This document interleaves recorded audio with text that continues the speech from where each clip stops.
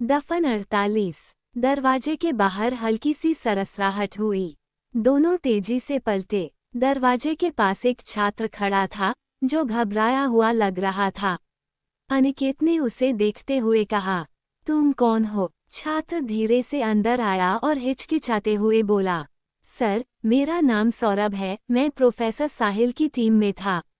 मुझे नहीं पता कि आप लोग कौन हैं, लेकिन मैं आपको कुछ बताना चाहता हूँ।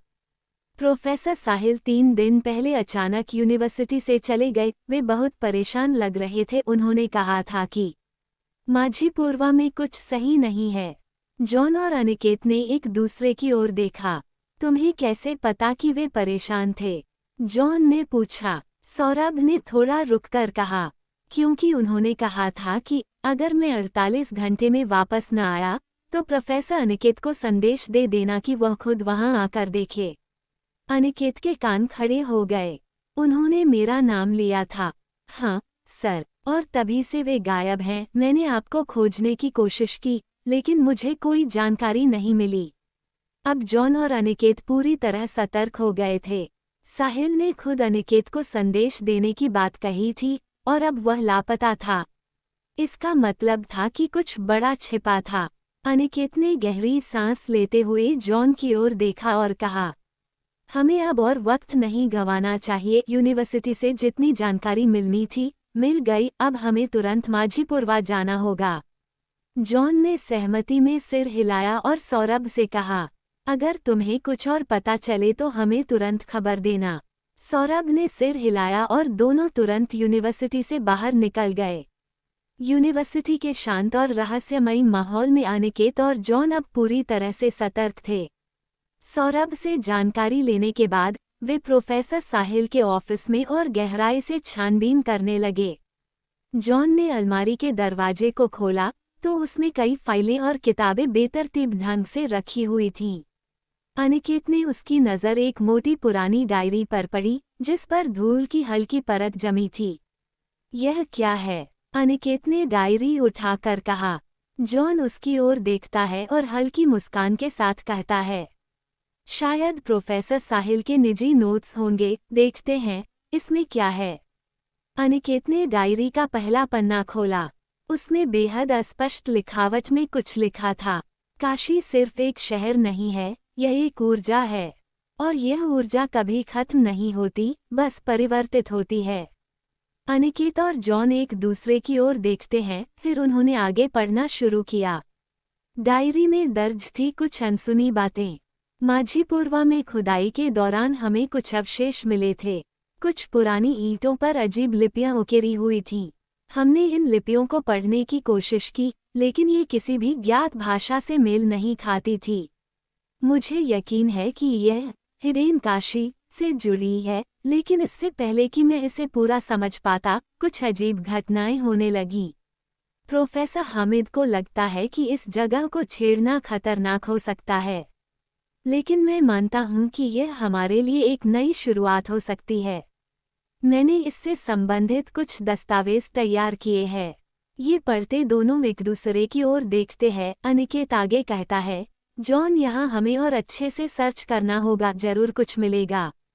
हाँ ठीक कहते हो। इसके बाद अनिकेत और जॉन ने तुरंत टेबल की दूसरी दराज खोली। अंदर कुछ मुड़े हुए दस्तावेज थे। उन्होंने फौरन उन्हें निकाला और पढ़ना शुरू किया। इनमें से एक कागज पर हाथ से बना हुआ एक नक्शा था। जॉन, यह नक्शा देखो, यह माझीपुरवा का नक्शा लग रहा है। जॉन ने गौर से नक्शा देखा और कहा, हाँ, और ये देखो, इसमें एक जगह को लाल निशान से घेरा गया है। शायद यही वह स्थान है जहां खुदाई चल रही थी। अनिकेत ने नक्शे के नीचे लिखी एक लाइन पर ध्यान दिया। जिसने इसे खोला वो पीछे मत हटना, जो आगे बढ़ेगा वही सच्चाई देख पाएगा। जॉन भवे सिकुड़ता हुआ कहने लगा, क्या और भी राज खुलने वाले हैं? अनिकेत ने बाकी दस्तावेजों को भी खंगाला। उनमें से एक पुराना पन्ना था जिसमें संस्कृत में कुछ लिखा था। ये तो किसी प्राचीन ग्रंथ का हिस्सा लगता है, जॉन ने चौंकते हुए कहा। अनिकेत ने ध्यान से पढ़ा। किसी समय काशी में एक ऐसा मंदिर था जहाँ शिव स्वयं प्रकट होते थे, लेकिन यह मंदिर अब काल के गर्त में खो गया है। इसे जो खोजेगा उसे अपनी आत्मा का सबसे गहरा भय देखना होगा। जॉन ने तुरंत कहा, मतलब यह मंदिर माझीपुरवा में ही कहीं दबा हुआ हो सकता है। अब तक दोनों को यकीन हो चुका था कि साहिल ने कुछ बहुत बड़ा खोज लिया था और शायद इसी कारण वह अब लापता था। जॉन ने गहरी सांस लेते हुए कहा, अनिकेत, अब ये सब कुछ ज्यादा ही रहस्यमय होता जा रहा है। मुझे तो लगता है ये दस्तावेज बताते हैं कि वहाँ कुछ ऐसा है जिसे छिपाने की कोशिश की जा रही है। हमें अब देरी नहीं करनी चाहिए। अनिकेत ने नक्शे को मोड़ा और कहा, तब हमें अब सीधे माझीपुरवा चलना होगा, लेकिन इससे पहले हमें प्रोफेसर साहिल को खोजना भी जरूरी होगा। वे अब वहां से निकलने की तैयारी में थे कि तभी जॉन की नज़र डस्टबिन पर पड़ी। डस्टबिन में कुछ मुड़े हुए कागज पड़े थे जो अधजले भी लग रहे थे। जॉन को तुरंत कुछ शक हुआ। अनिकेत, ये देखो। जॉन ने जल्दी से उन कागजों को बाहर निकाला। अनिकेत ने फौरन उन पर नजर डाली। कुछ कागज जल चुके थे, लेकिन उन पर कुछ लिखावट अब भी दिख रही थी। कागज अधजले थे पर कुछ शब्द उनकी पकड़ में आ ही गए। अगर यह सब सही है तो हमें इसे जल्द से जल्द खत्म करना होगा।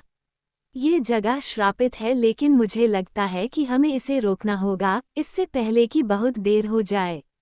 मैंने उसे वहीं छोड़ दिया, अब कोई उसे ढूंढ नहीं पाएगा। अगर कोई सवाल करे तो कहना कि उसने खुदाई छोड़ दी थी। ये काशी नहीं है, ये कुछ और है। अनिकेत और जॉन एक दूसरे की ओर देखने लगे। अनिकेत, इससे कुछ समझ नहीं आया, ये किसने और किसे कहा होगा?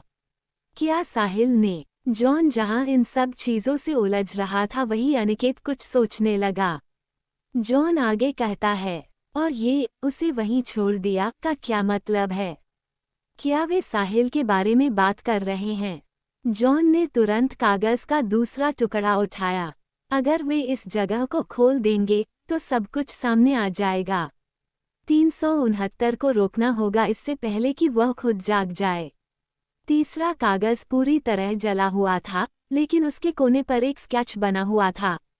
वह स्केच किसी मंदिर का था, लेकिन उसके नीचे एक अजीब सी आकृति बनी हुई थी, किसी मानव जैसी, लेकिन उसमें कुछ अलग था।